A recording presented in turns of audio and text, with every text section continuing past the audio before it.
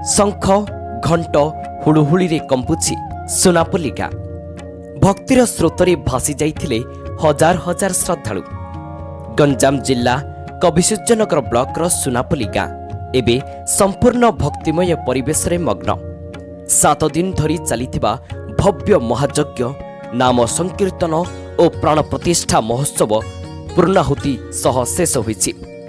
ମା ସନ୍ତୋଷୀଙ୍କଠାରୁ ପ୍ରଭୁ ବାଲୁଙ୍କେଶ୍ୱର, ଶ୍ରୀ ଶନୀଶ୍ୱର ଦେବଙ୍କଠାରୁ ଆରମ୍ଭ କରି ଶ୍ରୀ ରଘୁନାଥ ଓ ମା ଠାକୁରାଣୀଙ୍କ ପର୍ଯ୍ୟନ୍ତ ସମସ୍ତ ଦେବାଦେବୀଙ୍କ ଦିବ୍ୟ ପ୍ରାଣ ପ୍ରତିଷ୍ଠା ଓ ରତ୍ନ ସିଂହାସନ ଆରୋହଣ କାର୍ଯ୍ୟକ୍ରମ ଅତ୍ୟନ୍ତ ନିଷ୍ଠା ଓ ଆଧ୍ୟାତ୍ମିକ ପରିବେଶ ମଧ୍ୟରେ ସମ୍ପନ୍ନ ହୋଇଛି।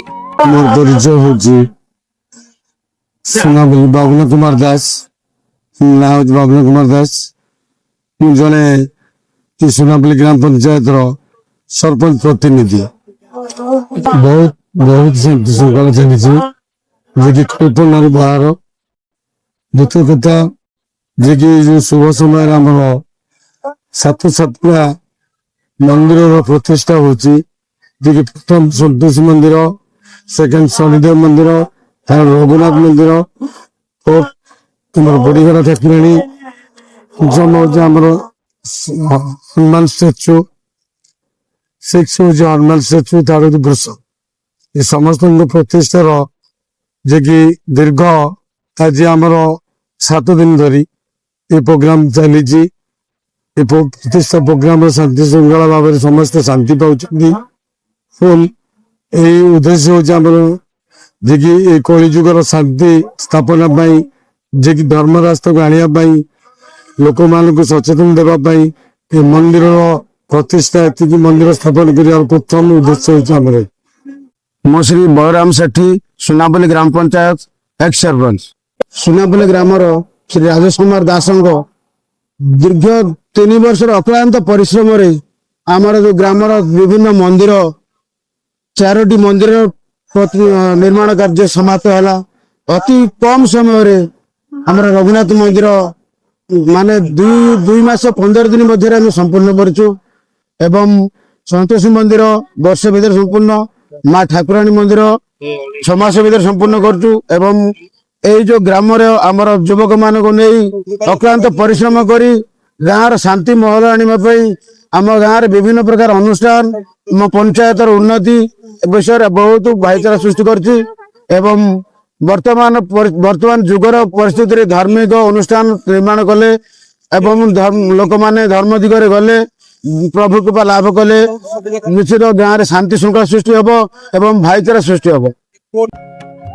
ମେ 11 ସୋମବାର ଦିନ ସକାଳୁ ସୁନାପଲ୍ଲୀରେ ଆରମ୍ଭ ହୋଇଥିଲା ବୈଦିକ ମନ୍ତ୍ରୋଚ୍ଚାରଣ। ଯଜ୍ଞଶାଳାରୁ ଉଠୁଥିବା ହୋମ ଧୂପର ସୁଗନ୍ଧ ସମଗ୍ର ପରିବେଶକୁ କରିଥିଲା ଆଧ୍ୟାତ୍ମିକମୟ। ପଣ୍ଡିତମାନଙ୍କ ମନ୍ତ୍ରଧ୍ୱନି ମଧ୍ୟରେ ଦେବାଦେବୀଙ୍କ ରତ୍ନମୁଦ ସ୍ଥାପନ ଓ ପ୍ରାଣ ପ୍ରତିଷ୍ଠା ହୋଇଥିଲା। ଗ୍ରାମବାସୀମାନେ ଏହାକୁ ନିଜ ଜୀବନର ଏକ ଐତିହାସିକ ଓ ସ୍ମରଣୀୟ ମୁହୂର୍ତ୍ତ ଭାବେ ଦେଖୁଥିଲେ। ମନ୍ଦିର ପ୍ରାଙ୍ଗଣରେ ହଜାର ହଜାର ଭକ୍ତଙ୍କ ଭିଡ଼ ଲାଗିଥିବା ବେଳେ ସମସ୍ତଙ୍କ ମୁହଁରେ ଦେଖାଯାଉଥିଲା ଭକ୍ତି ଓ ଆନନ୍ଦର ଅଲଗା ଛବି।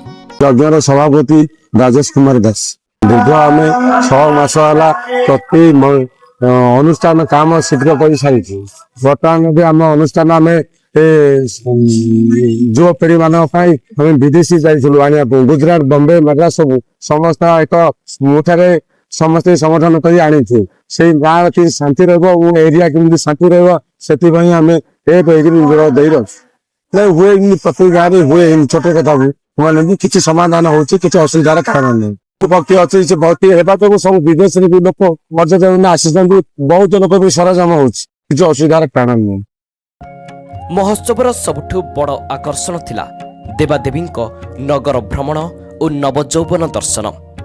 ଗତକାଲି ସନ୍ଧ୍ୟାରେ ଦେବତାମାନଙ୍କ ଭବ୍ୟ ଶୋଭାଯାତ୍ରା ସମୟରେ ସୁନାପଲ୍ଲୀ ଗାଁର ରାସ୍ତାଘାଟ ହୋଇଯାଇଥିଲା ଭକ୍ତିର ମଞ୍ଚ।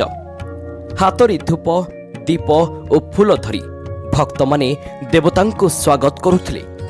ଛୋଟ ପିଲାଠାରୁ ବୃଦ୍ଧ ପର୍ଯ୍ୟନ୍ତ ସମସ୍ତେ ଏହି ଆଧ୍ୟାତ୍ମିକ ଯାତ୍ରାରେ ସାମିଲ ହୋଇଥିଲେ।